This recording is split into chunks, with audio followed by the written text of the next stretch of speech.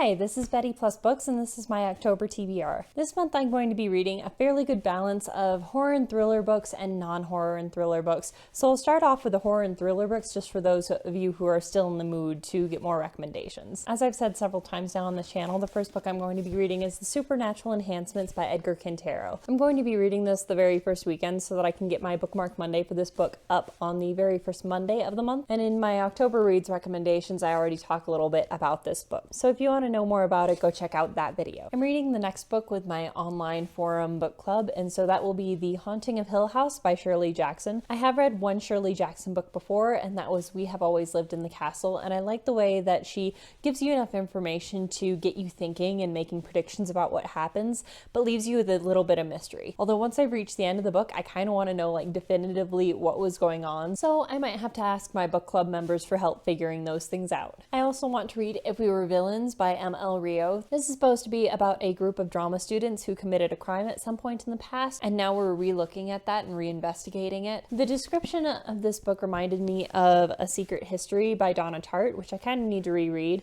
but it also reminded me of the book The Likeness by Tana French. Both of those have kind of this group of tight-knit friends who commit a crime or are suspected of committing a crime, and where you explore those relationships and explore kind of the mysterious past that that group has. Just continuing to lean into my school settings and dark academia obsession, I want to read Ace of Spades by Faridah, Àbíké-Íyímídé. This is supposed to be about, I think, teens at a boarding school, and one of them encounters a mystery, and they're going about trying to solve this mystery while also dealing with barriers of like privilege and income and wealth and power. So I'm interested to see how those things blend. Now on to my non-spooky books. I am reading two books that I'm reading mostly because I'm continuing the series. They sound actually really similar in title, but they have nothing to do with each other. They're two separate series. So the first is the third book in the Poppy War by R.F. Kuang, and this is called The Burning God. So I rated both the first and second book 5 stars, so I'm hoping that this will continue in that vein of me loving these books. And second is the third book in a series that I'm not that interested in, but I'm continuing it because I'm buddy reading it with a friend, and that's Queen of Fire by Anthony Ryan.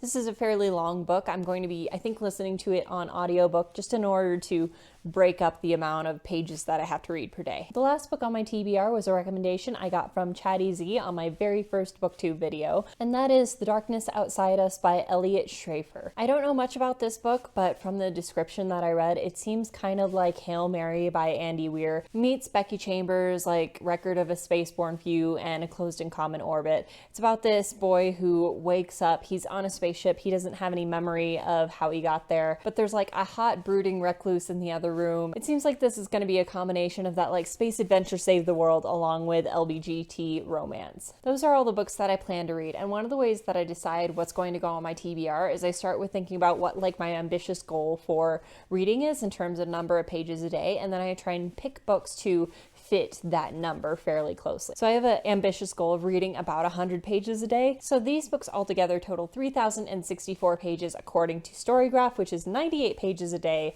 I will be listening to one of them, which will decrease my actual page reading in a book count by about 20 per day. So I'm looking at about 78 pages of reading a day to get through all of these, but I usually DNF about a book a month, so maybe one of these will go on the not ready for it yet, or I don't want to read this pile. I'd like to hear in the comments about how you guys make your TBRs, and do you usually get through everything in your TBRs? Do you leave space for stuff that might crop up that you all of a sudden want to read? Because sometimes for me it just feels kind of random, or like picking things that I feel like I should be reading or on a whim. So let me know down in the comments. I would love to hear it. Thank you for watching this video. If you want to subscribe, you'll get new videos from me every Monday, Wednesday, and Friday. So until next time, happy reading with your October TBR.